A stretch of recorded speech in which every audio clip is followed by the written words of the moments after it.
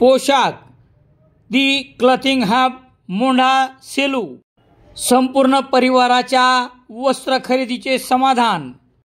सेलू तालुक्यातील खातगाव येथे दुधना नदीच्या पात्रातून वाळूची अवैध वाहतूक करणाऱ्यास पोलिसांनी ताब्यात घेतले असून 3,55,000 रुपयाचा मुद्देमाल जप्त करण्यात आला आहे। ही घटना 9 एप्रिल रोजी सायंकाळी 6:30 वाजता घडली असून गुन्हा रात्री 9:30 वाजता दाखल करण्यात आला आहे। सेलू तालुक्यातील दुधना आणि कसुरा या नदीच्या पात्रातून खातगाव, मोरेगाव, रोहिणा, राजवाडी तर कसुरा नदीच्या पात्रातून पोलिसांना हुलकावणी देत रात्री आणि दिवसा सुद्धा मोठ्या प्रमाणावर वाळूचा अवैध उपसा सुरू आहे। अशीच घटना 9 एप्रिल रोजी सायंकाळी 6:30 वाजता खातगाव येथे जिल्हा परिषद शाळा रस्त्यावर घडली। नमूद आरोपीने खातगाव शिवारातील दुधना नदी पात्रातून शासनाची कोणतीही परवानगी न घेता एका ट्रॅक्टरद्वारे वाळूची चोरटी विक्री करण्यासाठी नेत असताना पोलीस पथकाने पकडले।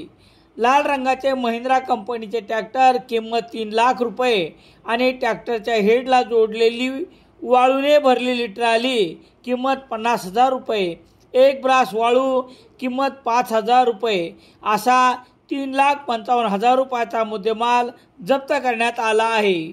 पोलीस हवालदार NM रणमाळ यांनी दिलेल्या फिर्यादीवरून गुन्हा रजिस्टर नंबर 174/2025 कलम 303/2 भारतीय न्याय संहिता अन्वये सह कलम 48(7)(8) अन्वये विकास बापूराव भाबट वय 40 वर्ष राहणार खातगाव तालुका सेलू याच्या विरुद्ध गुन्हा दाखल करण्यात आला आहे।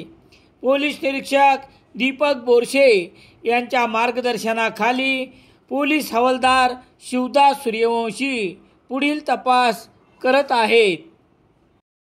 नारायणी मॅचिंग सेंटर मोंढा सेलू।